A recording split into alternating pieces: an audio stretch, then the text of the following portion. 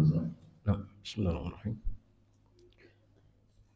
Assalamualaikum warahmatullahi wabarakatuh. Alhamdulillah wassalatu wassalamu ala Rasulillah wa ala alihi wa sahbihi ajma'in. Amma ba'd. Ikhwan wa akhwati fillah, alhamdulillah di kesempatan sore hari ini Allah Azza wa Jalla kembali mudahkan kita untuk melanjutkan kajian kita pada kitab pengantar fikih jual beli dan harta haram karya Al-Ustaz Aminul Bait hafizahullah ta'ala. Dan tema kita di kesempatan sore hari ini berkaitan tentang mengenal akad jual beli.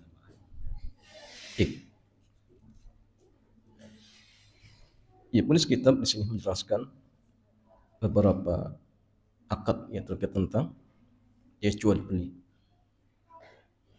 Ya, beliau mengatakan Bismillahirrahmanirrahim wassalatu wassalamu ala Rasulillah wa ba'd. Jual beli secara bahasa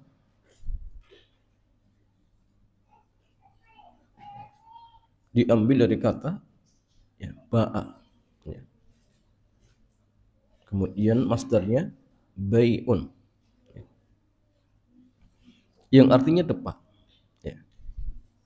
yaitu jarak antara ujung-ujung dua telapak tangan ketika dibentangkan.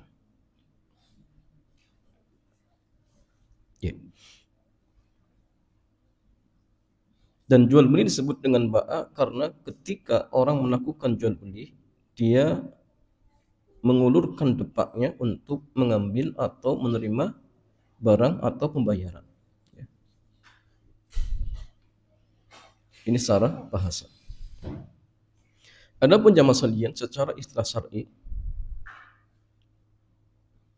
ada banyak definisi, dan di sini disebutkan definisi yang cukup mewakili, mungkin definisi dari Dr. Yusuf Asy-Syubaini, di mana beliau mendefinisikan jual beli. Beliau mengatakan mubadalatu malin bimalin li qurdit tamalluk. Jadi jual beli itu artinya tukar menukar harta dengan harta, tukar menukar harta dengan maksud untuk memindahkan hak kepemilikan. Itu jual beli. Baik kepemilikan barang atau kepemilikan jasa. Sehingga di dalam jual beli itu ada perpindahan hak, baik barang ataupun jasa, seperti itu. Jadi kalau tidak ada perpindahan jasa ataupun barang, berarti bukan jual beli. Contohnya apa aja?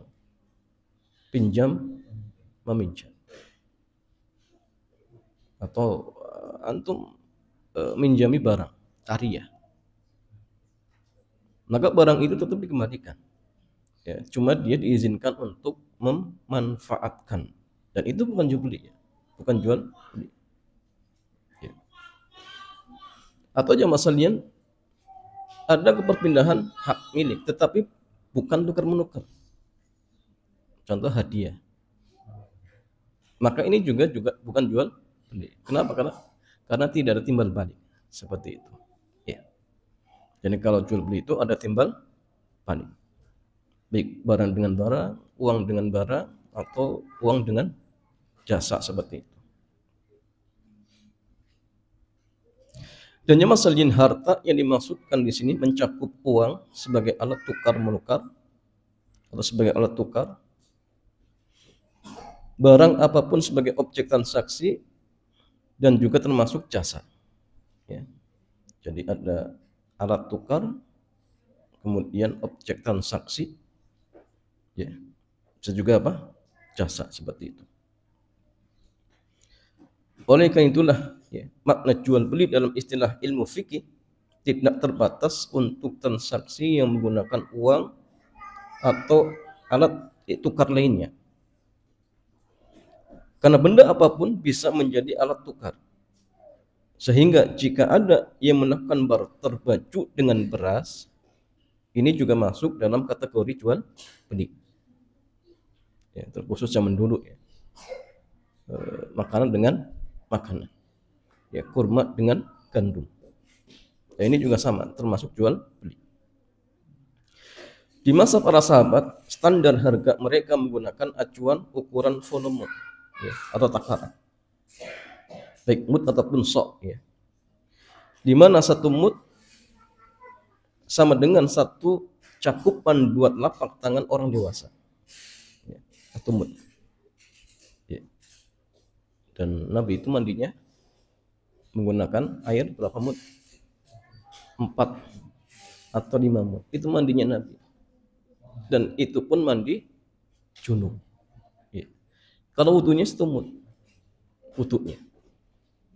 Dan itu cukupnya masanya. Bahkan mungkin lebih dari cukup. Ya. Cuma kita itu banyak atau seringnya apa? Boros. Sehingga ya jangankan 1 mud. 1 ember pun kadang tidak cukup seperti itu. Ya jamaah sekalian, sementara konversi 1 sok sama dengan 4 mud. Dan yang ditakar adalah bahan makanan. Dan bahan makanan menjadi salah satu alat transaksi ketika itu. Ya.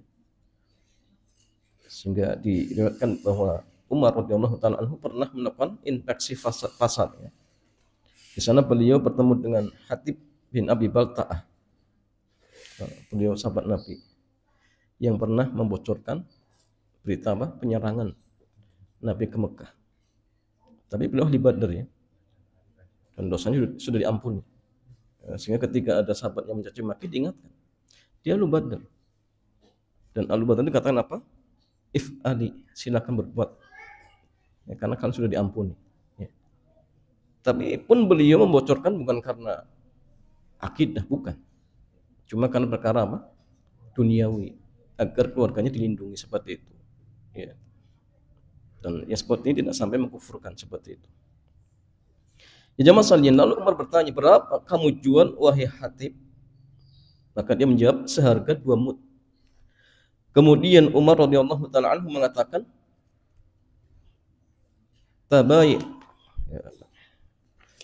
tabaya'una bi abwabina wa afnaitana wa aswaqana taqta'una riqabana thumma tabi'una kaifa syi'tum bi'sa'an wa illa fala tabi' fi sukina wa illa fasiru fil ardi wajnibu thumma bi'u kaifa syi'tum. Ya, Umar mengatakan, kalian berjual di pasar kami, telah menghabiskan tenaga kami. Maksudnya dalam mengatur ya. Membuat kami lelah. Kemudian kalian bisa bebas berdagang. Jual seharga 1 sok atau 4 mud. Jika tidak, kamu tidak boleh berjualan di pasar kami. Atau jika tidak, silahkan kamu keluar negeri dan kulak barang dari luar dan silahkan kamu jual sesuai keinginan kalian. Ya. Tapi kalau misalkan tidak, ya harus ikut aturan. Dan ini juga menunjukkan boleh ya. Dalam hal ini pemerintah membuat kebijakan, tidak masalah. Ya, tidak masalah. Dan yang masalahnya Hatib menjual 1 mud zabib ya dengan harga 2 mud gandum. Namun praktek ini dilarang oleh Umar radhiyallahu taala anhu karena terlalu murah. Dan beliau diminta untuk menaikkannya dengan harga 4 mud gandum. Dan tentu jamaah sekalian ini ada kemaslahatannya. Dan sampai kemudian murah, akhirnya pedagang lain terzalimi. Kalau dalam artian jualannya sama-sama di pasar, satunya harganya tinggi, satunya murah, ini menzalimi.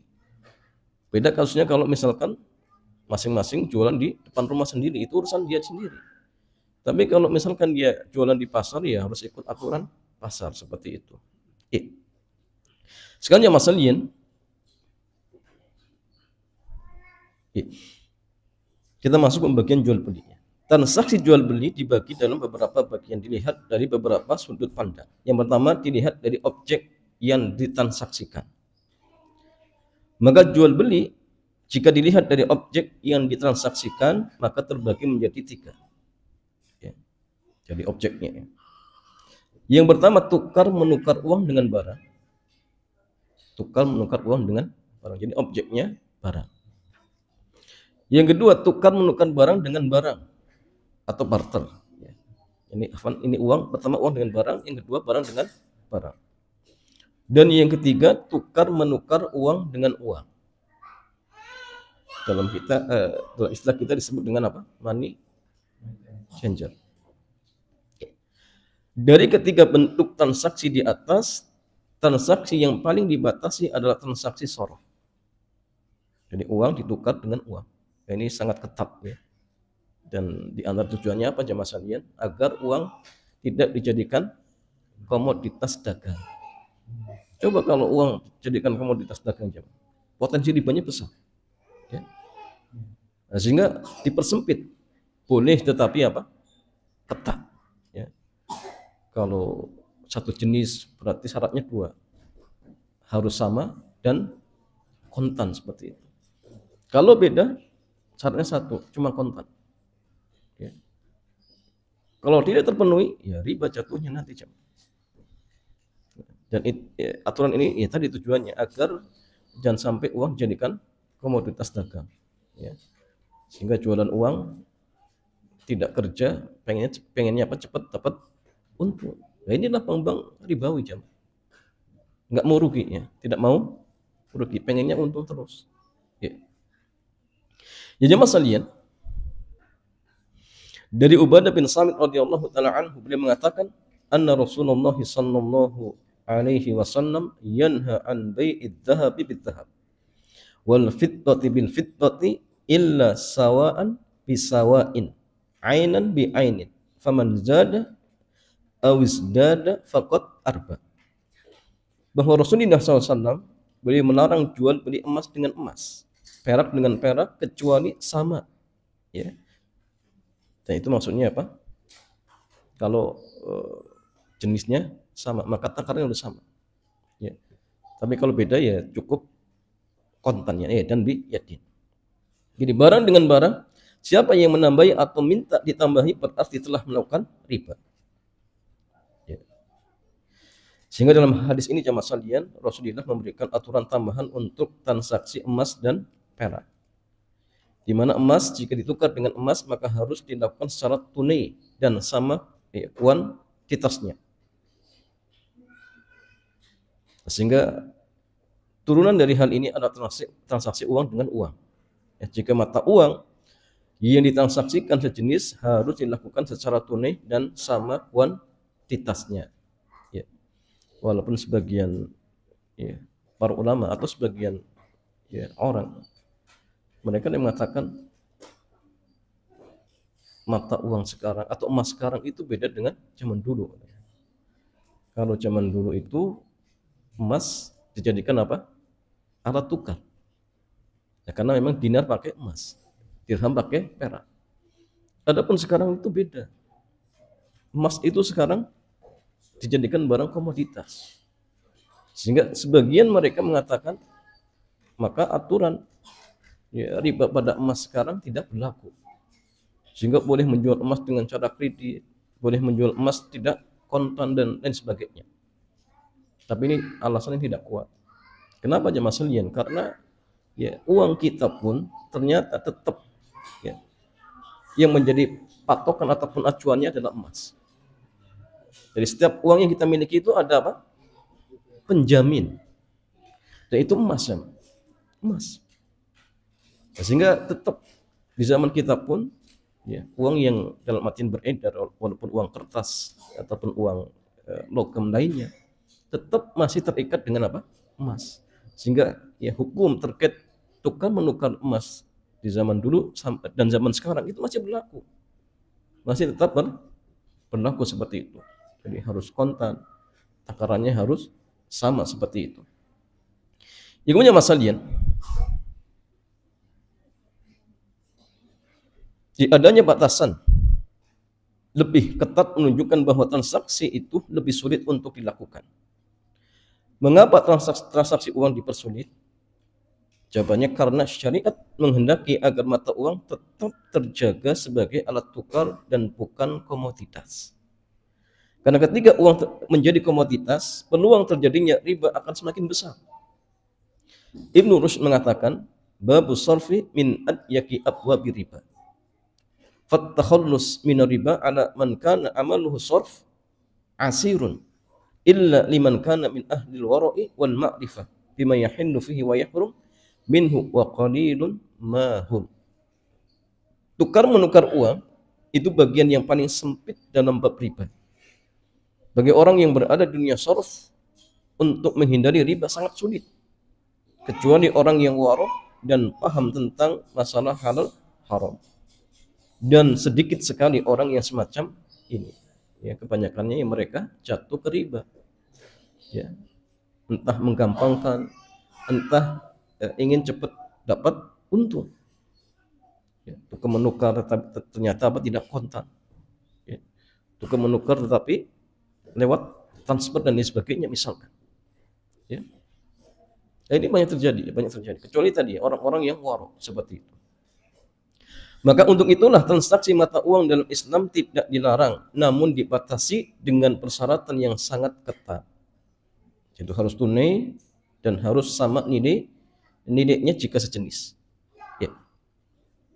Ini jamaah sekalian. Jadi jual beli dilihat dari sisi objek ya, yang ditransaksikan. Yang kedua jamaah sekalian, itu pula ini disebutkan tadi tampak buruk ketika emas itu dijadikan komoditas, maka inflasi itu akan semakin tinggi seperti itu. Ya, naik turunnya akan semakin cepat. Sehingga ketika emas tetap dijaga, ya, agar tidak dijadikan komoditas, maka inflasi itu akan apa? Akan bisa diminimalisir ya, seperti itu. Ya walaupun tetap terjadi. Ya, apalagi mata uang rupiah. Setiap tahun bukan semakin naik, tetapi semakin apa? Turun.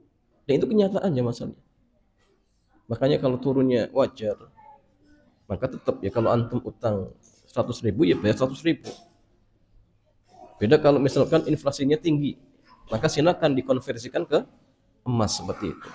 Dan nanti selisihnya bisa dibagi dua atau ditanggung oleh yang berhutang. Tergantung ya, apa alasannya ketika dia menunda. Ya, kalau dalam artian misalkan yang berhutang tidak teledor, maka selisih itu dibagi dua.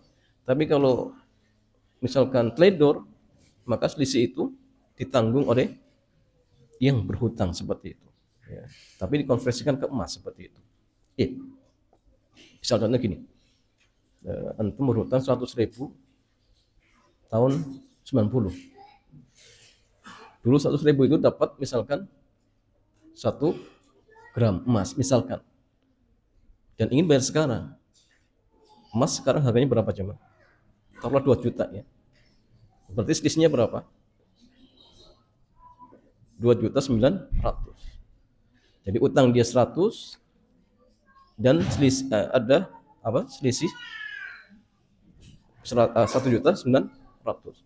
Maka 1.900.000 itu bisa dibagi dua antara yang piutang dan yang berhutang, atau ditanggung oleh yang berhutang. Dilihat. Kalau misalkan dalam yang berhutang tidak teledor, memang dari awal perjanjiannya, nanti bayarnya tahun 2025 misalkan. Nah, maka ketika itu jamaah sekalian, karena tidak teledor, maka dibagi dua. Berarti 1.900.000 bagi dua berapa? 700. Bukan 1.900.000. Berapa? 950. Berarti bayar utangnya dia 950 dibagi 100. Berarti 1.050.000. Ya. Sisanya ditanggung oleh yang menghutangi. Kenapa? Karena tidak teledor. Tapi kalau dia teledor, berarti kewajiban dia bayar 2 juta seperti itu. Ya. Jadi masalah yang kedua, dilihat dari ketersediaan objek. Maka jamaah sekalian, jual beli jika dilihat dari ketersediaan objek, transaksi ini dibagi menjadi 4. Yang pertama sama-sama tunai, ada uang dan ada barang di majlis akad. Nah, ini sering kita praktekkan ya. Yang kedua, uang tunai di majlis akad, barang tertunda karena belum dimiliki penjual. Transaksi ini disebut dengan jual beli salam. Jadi barangnya belum ada, tapi uangnya kontan. Ya, dia serahkan kepada penjualnya. Misal pembeli mau beli apa? Beras. Pak, saya mau beli beras 1 ton. Tapi tolong serahkan 3 bulan ke depan atau 4 bulan atau 5 bulan. Uang kontan. Kemudian pembeli tinggal menunggu waktu apa? Tempoknya seperti itu. Tapi ingat ya kontan. Dan ini namanya jual beli salam. Dan yang seperti ini dibolehkan, tidak masalah. Yang ketiga yang masalah yang uang tertunda, tidak dibayar tunai, barang tunai di majlis akad. Itulah jual beli kredit. Datang ke dealer, kemudian beli apa? Motor. Ya. Barangnya kontan, tapi bayarnya apa? Cicil. Dan ini namanya jual beli kredit. Dan ini juga boleh. Dengan catatan apa? Tidak ada pelanggaran seperti itu. Yang keempat, uang tertunda, tidak dibayar tunai, barang juga tertunda karena belum dimiliki penjual. Jual beli seperti ini disebut jual beli utang dengan utang atau bai al-kali bil kali. Dan inilah haram, nggak boleh. Ya. Jadi yang masalahnya 3, yang pertama boleh, yang keempat haram. Jual beli utang dengan utang, maka hukumnya apa? Haram, tidak dibolehkan. Oke. Dan di sini banyak hadisnya ya. Yang pertama di antaranya dari Ibnu Umar. Beliau mengatakan anna Nabi sallallahu alaihi wasallam naha an bai'il kali bil kali. Bahwa Nabi SAW melarang jual beli kali bil kali. Namun para ulama hadis mereka sepakat bahwa hadis ini dhaif, lemah. Ya. Sehingga tidak bisa dijadikan hujjah. Ya. Tetapi sekalipun hadis ini dhaif, para ulama sepakat bahwa jual beli utang dengan utang hukumnya terlarang. Tetap terlarang jemaah. Ya. Al-Imam Malik mengatakan waqad nuhiya an bai'il kali bil kali. Jual beli kali bil kali hukumnya dilarang. Demikian pula Al-Imam Asy-Syafi'i rahimahullah dalam kitabnya Al-Um pernah membahas hukum menjual barang yang masih dalam tanggungan. Dalam artian belum dimiliki penjual. Beliau mengatakan wal muslimuna yanhauna an bai'id daini bid-dain. Kaum muslimin dilarang untuk jual beli utang dengan utang, enggak boleh. Al-Imam Asy-Syaukani juga mengomentari sanad hadis di atas dan adanya ijma ya. Beliau mengatakan wa in kana fi isnadihi Musa bin Ubaidah Ar-Rabadhi ya waqad syadda man adadahu ma yahkimul ijma'i ala adami jawazi bai'il kali bil kali. Meskipun dalam sanad ini terdapat perawi bernama Musa bin Ubaidah Ar-Rabadhi, namun ada pendukung kuat dari nukilan ijma bahwa tidak boleh jual beli utang dengan utang. Nah, sehingga ini termasuk ijma bahwa jual beli utang dengan utang itu tidak dibolehkan. Ya.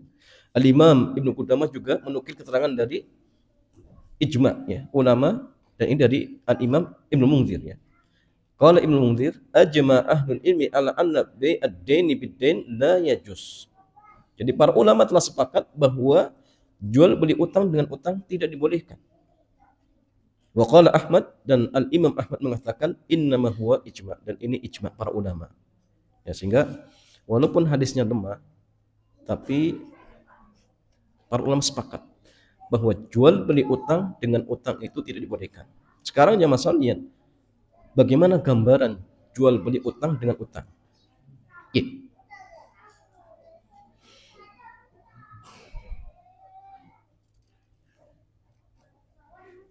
Jual beli utang dengan utang Secara bahasa artinya sesuatu yang tertunda atau nasiah ya. Dari kata kala'a yakla'u yang artinya tertunda. Dan yang masalah ada 3 bentuk jual beli utang dengan utang yang dijelaskan oleh para ulama kita. Yang pertama, menjual barang yang belum dimiliki secara kredit. Ya. Bentuknya mentransaksikan barang yang belum dimiliki oleh penjual dengan uang yang belum diserahkan secara tunai oleh pembeli. Barangnya belum ada, dibayar pakai kredit. Dan itu masuk jual beli utang dengan utang. Al-Imam An-Nawawi boleh mengatakan di kitab Al-Majmu' la yajuzu bai'u nasi'atin binasi'ihi ya. Binasi'atin ya. Bi an yaqul bi'ni thawban fi zimmati fi sifatihi kadza ila syahri kadza bidinarin muajjalin ila waqti kadza fayaqulu qabiltu wa hadza fasidun bila khilaf. Tidak boleh menjual utang dengan utang bentuknya ya. Ada pembeli mengatakan, tolong jual sehelai kain kepadaku yang tertunda dengan kriteria tertentu dan tolong serahkan bulan sekian dengan harga 1 dinar dibayar kredit sampai tanggal sekian. Kemudian penjual menerimanya. Maka transaksi ini batal tanpa ada perbedaan pendapat di kalangan para ulama. Nah, ini namanya jual beli apa? Utang dengan utang. Contoh di zaman kita gini zaman. Contoh real jual beli semacam ini di masa sekarang adalah jual beli inden. Pesan barang kepada seorang penjual, sementara si penjual belum memiliki barang dan konsumen diminta untuk bayar DP. Misal, Mukidi, pemilik konter HP, datang Pak Ijo, hendak membeli HP merek Jade. Saat itu Mukidi tidak punya.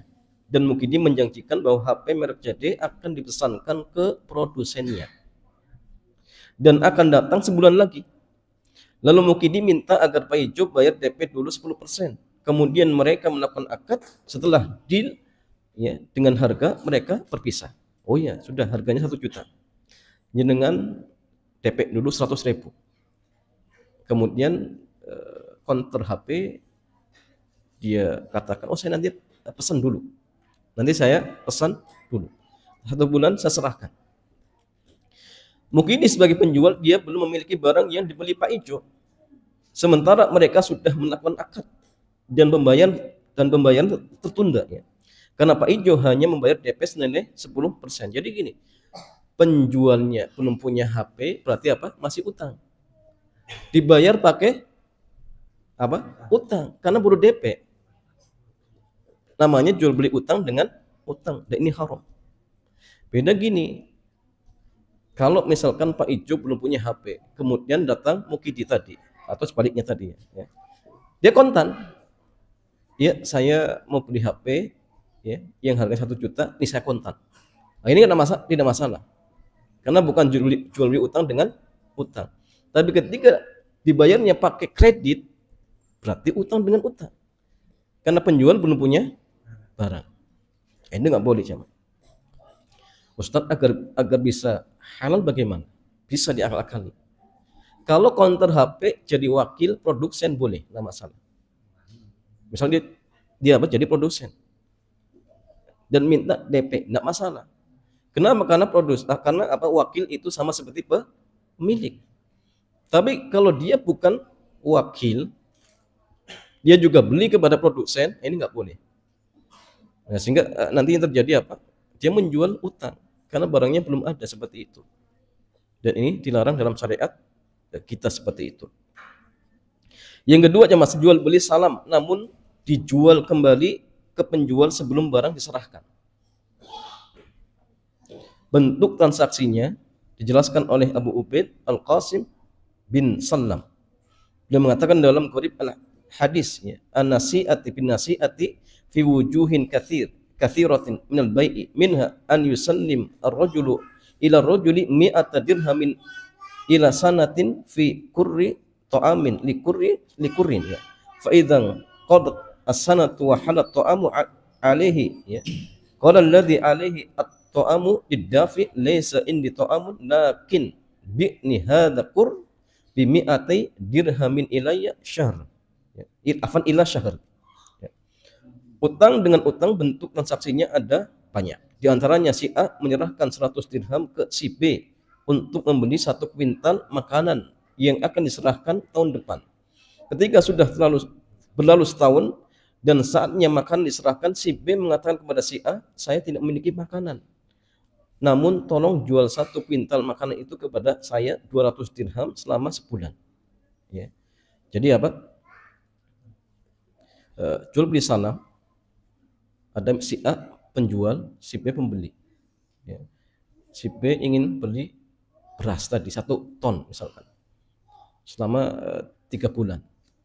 Pas 3 bulan si A nggak punya beras 1 ton. Akhirnya apa? Adakan akad baru. Ya sudah gini B, jenengan seolah-olah Ana sudah menyerahkan beras 1 kuintal atau 1 ton.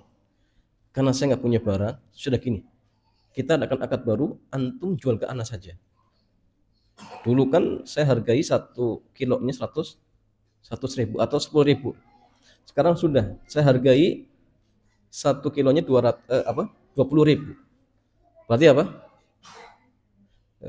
Dulu dia bayar 1 juta, kemudian apa? Dia jual kepada pembeli, kepada penjual, berarti dapat 2 juta seperti itu. Cuma ditunda lagi. Tapi nanti ya, nanti saya bayarnya 2 bulan lagi. Ada gambaran tidak? Tidak ada gambaran. Jadi gini, Pak Budi sama Pak Wawan. Pak Budi pesan beras ke Pak Wawan 1 ton selama 3 bulan. Ada gambaran ya? Nah, ketika sudah jatuh tempo 3 bulan, Pak Wawan datang ke Pak Budi. Pak Budi, apa nih ya? Berasnya nggak ada berasnya. Akhirnya biar tidak mengecewakan Pak Budi, Pak Wawan mau jual saja. Ya sudah, kan antum dulu pesan 1 ton, harga 1 juta. Saya sudah gini aja, seolah-olah beras itu sudah antum terima, antum jual lagi ke Ana. Jelas tidak? Jadi seolah-olah barang itu sudah dimiliki Pak Budi, kemudian dijual lagi kepada Pak Wawan. Dihargai berapa? Bukan 2 juta. Ya. Biar dapat untung seperti itu. Berarti kan artinya apa? Dia menjual barangnya belum ada. Nah, misalnya seperti itu. Ada gambaran ya? Ada gambar. Iya. Jadi jual beli salam yang barang itu belum diserah terimakan. Atau ya sama seperti gini, misalkan kita pesan di marketplace dengan cara salam misalkan. Ketika barang itu belum sampai ke rumah kita, sudah kita tawarkan ke orang. Itu pun sama, nggak boleh. Ya. Kenapa? Karena barang itu masih terutang, belum kita terima, kemudian kita jual lagi ya, kepada orang lain. Ya. Ini terlarang, nggak boleh. Ya. Tapi tunggu nanti barang itu sudah sampai, baru silakan dijual seperti itu. Tapi tadi ya dia minta apa, DP. Oh ini DP dulu, ini nggak boleh. Jadi utang dengan utang. Yang ketiganya masalah menjual benda terutang kepada orang lain dengan tidak tunai. Ya. Saya sebutkan contoh saja ya. Jadi yang ketiga menjual benda terutang kepada orang lain dengan tidak tunai. Contohnya, Pak Ijo menjual HP ke Mukidi secara kredit 2 juta. Tapi HP itu belum ada. Baru dipesan oleh Pak Ijo ke dealernya. Mukidi sudah bayar DP 500.000 sebelum HP itu datang. Mukidi menjual HP itu ke Bejo secara kredit 2,5 juta. Dan Bejo bayar DP ke Mukidi senilai 500.000. Dalam transaksi ini Pak Ijo dan Mukidi menjual sebelum ada barangnya. Ya sama saja. Ya. Jadi menjual yang masih terutang kepada orang lain dengan cara tidak tunai, diutangi lagi. Ya. Dia barangnya masih utang, belum diterima, dijual ke orang lain dengan cara diutangi lagi. Jadi double utangnya coba. Dan itu termasuk jual beli utang dengan utang. Sekarang ya masalahnya, mengapa bai al-kali bil kali dilarang? Tujuan besar jual beli adalah adanya perpindahan hak milik dari penjual ke pembeli. Barang berpindah dari penjual ke pembeli dan uang berpindah dari pembeli ke penjual. Ketika keduanya tidak ada yang diserahkan, uang tidak, barang tidak misalkan, maka konsekuensi jual beli sama sekali tidak jalan. Sehingga tujuan transaksi sama sekali tidak terjadi. Di samping itu, ketika keduanya tidak ada di saat majlis akad, status gurunnya menjadi besar. Ya. Dan tentu ya masalahnya potensi sengketanya akan lebih besar. Dan syariat menjaga hal seperti ini. Nah, sehingga tidak boleh ya menjual utang dengan utang. Tapi kalau utang dengan dibayar cash tidak masalah. Seperti contoh misalkan jual beli barang masih utang tapi bayarnya kontan, ini namanya salah, tidak masalah. Tapi kalau barang itu masih terutang kemudian dikredit, oh nanti ya badannya saya kredit juga misalkan, nah ini nggak boleh, jatuhnya nanti utang dengan utang dan itu terlarang ya, tidak dibolehkan seperti itu kecuali ya disiasati ya, biar jadi sah tidak masalah ya dengan pemilik. Kalau utangnya dengan pemilik tidak masalah. Ada pemilik barang, kemudian kita beli dengan cara diutang, tidak masalah. Karena dengan pemilik, dan dia punya barangnya. Atau misalkan utangnya dengan pembuat, tidak masalah. Dan ini disebut dengan jual beli apa? Istisna. Contoh misalkan kita pesan barang ke penjahit. Barang itu belum jadi. Kita minta, Pak, saya pesan 3 baju misalkan. Warnanya seperti ini, merek seperti ini, ukuran seperti ini. Ini Anda DP dulu ya. Tidak masalah, boleh. Nanti penjahitnya baru cari bahan. Setelah itu dibuat, pas jatuh temponya, panggil ya customernya, Pak ini barang sudah jadi. Kemarin DP-nya sekian, kurangnya sekian, tidak masalah, boleh. Ya. Kenapa? Karena ini dengan pembuat. Nah, sehingga bukan termasuk jual beli utang dengan utang. Seperti itu. Kalaupun iya, ini dikecualikan seperti itu. Ya, dikecualikan.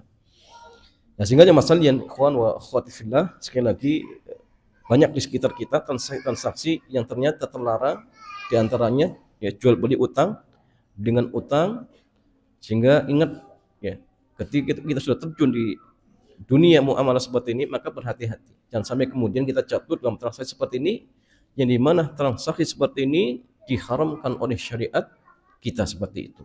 Ya, wallahu taala a'lam bissawab. Demikian jamaah sekalian, selanjutnya seperti biasa kita buka tanya jawab, silakan. Baik, alhamdulillah kita sampai di sesi tanya jawab. Ustaz, pada kesempatan lalu saya pribadi pernah ada pertanyaan dari jamaah tentang dana syariah.id yang saya share di grup kafilah. Pertanyaannya apakah model transaksi permodalan dan pencarian modal semacam ini diizinkan? Modelnya seperti apa dulu? Di aplikasi, ada di aplikasi dana syariah.com.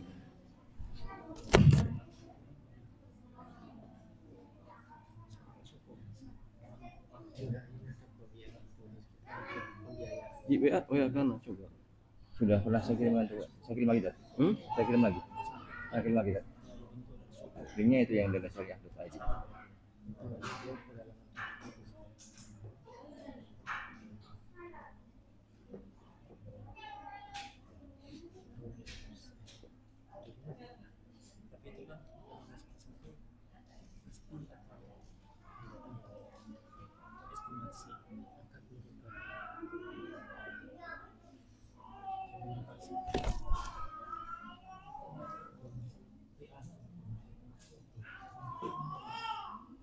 Kalau belum kan depan aja.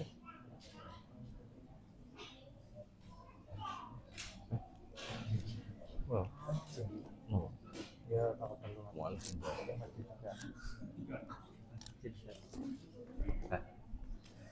Ya, fadhal. Kalau saya kan pelajari pekan depan ya. Ya boleh. Jadi ini apa modal? Iya. Jadi kepada jemaah yang sudah bertanya di grup Kafilah, saya menjanjikan insya Allah kita akan bahas di kajian sesi tanya jawab kajian semacam ini. Jadi kebetulan kita belum sempat kita perdalam. Nanti insya Allah akan dibahas pada pertemuan berikutnya. Nah, selanjutnya pertanyaan berikutnya, ini pertanyaan di luar tema. Ustaz, Bismillah Ustaz, beberapa tahun yang lalu saya pernah diberangkatkan umroh oleh kantor, dan sekarang suami saya berniat mengajak saya umroh, dan insya Allah ini merupakan umroh perdana beliau, dan sementara saya akan berangkat kedua kalinya. Di satu sisi saya bingung Ustaz, karena orang tua saya belum pernah berangkat umroh, dan saya tahu sekali bahwa orang tua saya ingin berangkat umroh.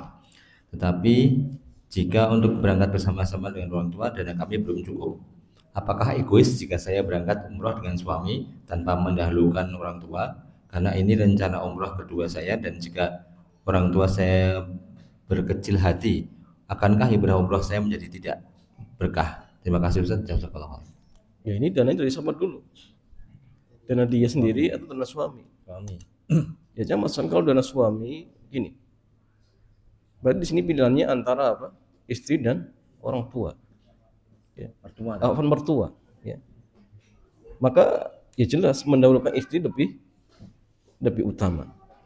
Tetapi ini kembali kepada istri. Kalau kemudian istri nggak mau atau mungkin ngalah, ya sudahlah, ibu saya saja yang berangkat. Ya nggak masalah boleh. Ya. Karena ini haknya suami. Suami mengajak siapa itu urusan suami. Ya. Jadi artinya kalau misalkan dimusyawarahkan kemudian suami juga menyetujui, ya sudah, mungkin bisa dengan ibu mertua, tidak masalah. Nah, kemudian ibu mertua berangkat dengan suaminya, ya karena mahramnya tidak masalah, diperbolehkan seperti itu. Tinggal dimusyawarahkan saja. Tapi kalau kemudian suami tetap menghendaki dengan istri, ya istri jangan menolak seperti itu. Ya. Karena ingat, taat kepada suami itu lebih dinomorsatukan seperti itu. Jadi keputusan kepada suami, ya kepada suami seperti itu. Kecuali kalau dananya dia sendiri, ya silakan hadiahkan pada ibunya seperti itu. Tapi kalau dana suami, ya kalau dana suami maka keputusan pada ya, suami seperti itu. Wallahu ta'ala a'lam bishawab. Baik, pertanyaan berikutnya dari Ivan, barangkali ada yang bertanya.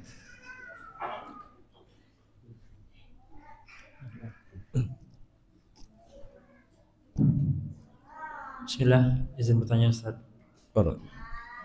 Apakah ada perbedaan? Apakah sama akad dropshipper itu dengan akad salam, Ustaz? Dropshipper dengan akad salam. Jadi dia pesan barang, kemudian dia pesan barang dan DP di awal semua oleh pokoknya si A sama si B. B itu pembeli. Bayar full di awal, Pak. Oh, nah. Terus jadi customer bayar full kepada dropshippernya. Betul. Kemudian dropshipper dia pesan barang ke produsen dan produsen langsung kirim ke pembeli, Ustaz. Nggak masalah, boleh. Dan itu termasuk jual beli salam. Jadi yang penting kontan, bayar semuanya. Ya, kemudian silakan baru pesan. Ya. Setelah itu kirimkan kepada pembeli, boleh, tidak masalah. Allah Ta'ala a'lam bishawab. Bukan itu, apakah tidak termasuk dalam jual beli yang yang terlarang itu, Ustaz? Yang larangnya kenapa? Menjual barang yang belum kita terima, Ustaz. Makanya kontan. Kalau kontan, ya, kemudian baru dropshippernya dia pesan, boleh. Setelah itu langsung dikirimkan kepada customer, ini boleh. Dan ini pengecualian. Dari jual beli apa salam. Boleh, tidak masalah langsung. Beda kalau misalkan bukan jual beli salam, maka dia harus kirim kepada dropshipper dulu. Yaitu baru kirim kepada customernya. Tapi kalau jual beli salam, maka tidak masalah seperti itu. Wallahu ta'ala a'lam. Zakat sama uang mukanya. Uang muka. Bukan. Full pembayaran tadi. Bayar full. Kalau full tidak masalah, diperbolehkan seperti itu. Jadi langsung kirim kepada customernya dibolehkan. Wallahu a'lam bishawab. Pertanyaan berikutnya Tad, ini di luar tema dari Ahmad Tad. Ustaz izin bertanya, jika saya teringat kedua orang tua yang sudah meninggal, kemudian menangis, apakah itu tanda saya belum ikhlas? Pertanyaan kedua, jika ini berziarah kubur, apakah disunahkan baca surat Yasin atau yang lainnya, atau bagaimana Ustaz? Jazakallahu khairan. Ya jamaah sekalian, menangis ketika keluarga kita meninggal dunia selagi tidak sampai meratapi maka dibolehkan. Ya. Baik di awal ketika kejadian kematian tersebut atau setelah beberapa hari, selagi dalam artian nangis-nangis yang wajar, ya, dan ini masih topi'i misalkan, tidak sampai teriak-teriak, tidak sampai pukul-pukul pipi misalkan, maka diperbolehkan, ya, diperbolehkan. Dan Nabi juga menangis, Nabi juga menangis. Yang tidak boleh itu kalau sampai meratapi teriak-teriak. Ya, dan ini tidak dibolehkan. Kenapa? Karena mengindikasikan dirinya tidak ikhlas, tidak ridho, ya, tidak menerima takdir, dan ini terlarang. Tapi kalau hanya sekedar nangis, ya, maka diperbolehkan seperti itu. Ya, walaupun sudah berlalu misalkan, tidak masalah, ya tidak masalah. Karena ini tabiat kita aja. Ya, sedih itu wajar, dan sedih itu sesuatunya tidak bisa kita tolak. Ya, tapi nangis kan bisa. Mungkin teriak itu kan bisa ditahan, tapi sedih itu nggak bisa, karena spontanitas kita langsung nangis. Tapi kalau misalkan teriak bisa ditahan. Ya, kalau kemudian dibiarkan, maka jatuhnya apa? Meratapi mayit ataupun jenazah seperti itu. Ya, wallahu ta'ala a'lam bishawab. Yang kedua, Tad, pertanyaan kedua, Tad, yang tentang sunnah berziarah kubur, Tad. Apakah ada sunnah membaca surat Yasin? Iya, ya, masalahnya tujuan ziarah kubur cuma 3. Pertama mengucapkan salam, yang kedua mendoakan ahli kubur, dan yang ketiga adalah mayat kematian. Ya, selain itu tidak ada. Baca Quran maka tidak dibolehkan. Kenapa jamaah sekalian? Karena Nabi pernah mengatakan, la taj'alu buyutakum maqabira. Jangan jadikan rumah-rumah kalian seperti kuburan. Sehingga jamaah sekalian, sebagaimana kita dipindahkan untuk baca Quran di rumah, sehingga di kuburan dilarang. Ya. Bahkan Nabi mengatakan apa? Inna syaitana tanfiru minal baitin lati tuqra fi suratul Baqarah. Jadi setan itu akan lari dari rumah yang dibacakan di dalamnya surat Al-Baqarah. Ya. Dan kita dipindahkan untuk menghidupkan rumah kita dengan ibadah, di antara dengan qiraatul Quran. Dan kita dilarang menjadikan rumah seperti kuburan. Sehingga sebagaimana kita dianjurkan baca Quran di rumah, berarti di kuburan dilarang seperti itu. Nah, sehingga ya tidak ada sunnahnya membaca Yasin ataupun yang lainnya di kuburan seperti itu. Maka cukup dengan 3 perkara tadi, ya, dan ini yang disyariatkan dan dianjurkan oleh Rasulullah Shallallahu Alaihi Wasallam. Ya. Wallahu ta'ala a'lam bishawab. Ya, demikian jamaah sekalian, mudah-mudahan kajian di kesempatan sore hari ini bermanfaat. Kita cukupkan. Subhanakallahumma bihamdik, asyhadu an la ilaha illa anta astaghfiruka wa atubu ilaik. Assalamualaikum warahmatullahi wabarakatuh.